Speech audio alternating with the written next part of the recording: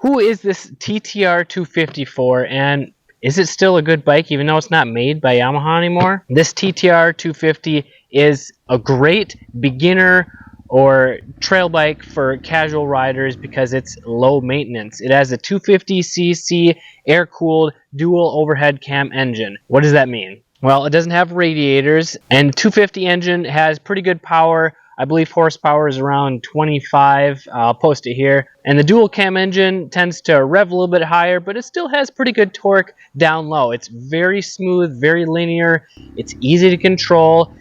First gear is really low, so it doesn't take much effort to learn how to use the clutch in first gear. And because like a race bike, you need to slip the clutch a lot.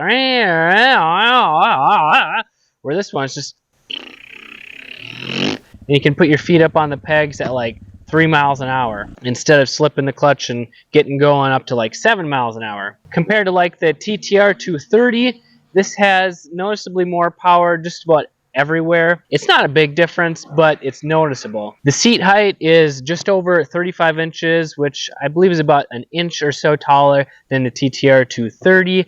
Plus, it's a little bit wider and it's longer, so this bike is, even though it's only an inch taller, it's going to feel bigger, taller. It's going to be more stable because the wheelbase is longer. And what I mean by stable is that when you're riding at higher speeds or when you're riding over whoops or just rougher terrain, it's not going to bounce back and forth as easily, and it won't wheelie as easily when you're going up a steep hill. As far as the weight, it's not the lightest trail bike, but you'd be surprised that at 270 to 275 pounds wet, which is with a full tank of gas, all the fluids, it doesn't feel quite that heavy compared to like a taller enduro bike that weighs 250 pounds. Because the lower center of gravity, because of the lower seat height, it makes it easy to handle and easy to turn at lower speeds. Yes, it's going to feel a little bit heavier than the 230, especially when you go to pick it up. But if you're a bigger rider or if you're strong and don't mind an extra 20 pounds, then that weight can actually help with your momentum and just be more stable because that weight won't get kicked around as easily as a lighter bike would. Moving on to the suspension, it has adjustable suspension for the forks and the rear shock, which is really nice compared to the TTR 230. It has adjustable clickers on the bottom of the fork so you can turn it in or out. This changes the damping so that when it compresses and rebounds, you can either speed that up or slow it down, making it feel stiffer or softer. And it also has the Schrader valves on top so that you can release air or add air, which is essentially like adding preload so that the forks hold up a little bit better. It makes it feel a little bit stiffer. So if you're a little bit on the heavy side, like over 180 pounds, adding a little bit of air can help. But if you're like 250 pounds, you're probably going to want stiffer springs once you start riding faster or more aggressive. And ideally, the suspension is good for like 160 to 180 pound riders. But if you're a little bit more than that, it'll be a little bit plush, which is totally fine for trail riding. For just starting out, it's going to soak up those bumps, those rocks, a lot better than a stiffer suspended race bike. Because if it's too stiff, then you're going to get bounced around, you're going to lose traction, you're going to get fatigued more in your hands and arms. And if you are like my weight, 145 pounds, it's going to be a little bit stiff if you're just a casual trail rider. You can open up those damping clickers to essentially make it softer, take the air out of it. You can adjust the rear shock clicker. You can adjust the rear shock preload. So having that adjustability, it won't be like a totally new bike, but it can make a noticeable difference. It does have headlight and tail light. They're not the greatest stock. It's not street legal, but like here in Minnesota, you could add a brake light, a mirror, horn, and DOT tires, and you could get this plated pretty easily. It does have the full-size wheels, so the 21 front, 18-inch rear, typical for all full-size or adult dirt bikes. As far as maintenance and reliability goes, changing oil, air filter is really simple on this. It's just one drain bolt and then the 3 hex bit screws to pull the oil filter out. You can clean it if it's the mesh filter or just replace it because they're only like $3.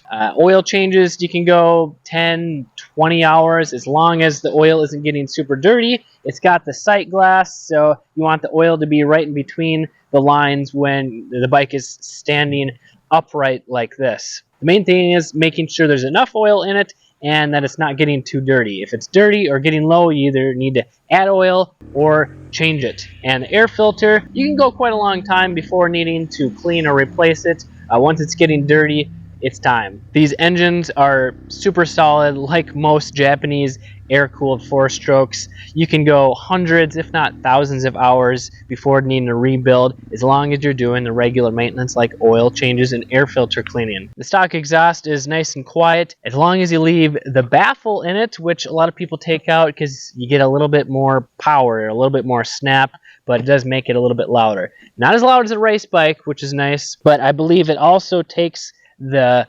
USFS approved spark arrestor out. So if you want to be legal riding trails, you should probably leave that in, and if you need to be quiet, leave that in. It's carbureted and it does have an accelerator pump,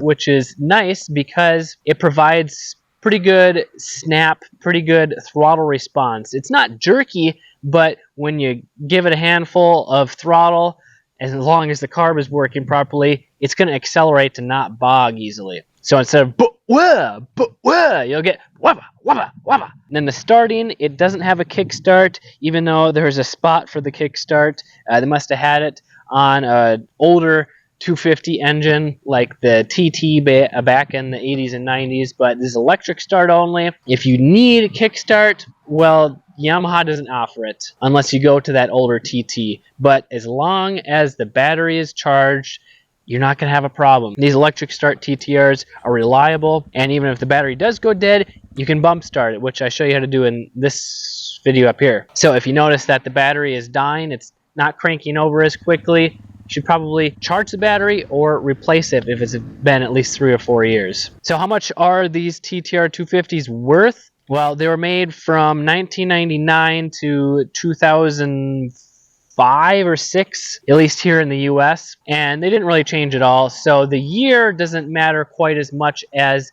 the hours and condition of the bike. And if you're going to look at a used dirt bike for the first time, I got a free checklist. You can get that in the description below. It's a free download. And the other big factor is your local market. So if there's a high demand, they're going to be higher priced, but generally they're going to be in the $1,500 to $3,000 range depending on their condition. And if you are new to riding dirt bikes and you're going to pick one up, or you just picked it up, awesome, congrats. I want you to ride it and have fun, but to stay safe. So you should check out this video here on how to ride a dirt bike for the first time without crashing. I'm Kelly Fager from MX Hideout. Ride safe, have fun.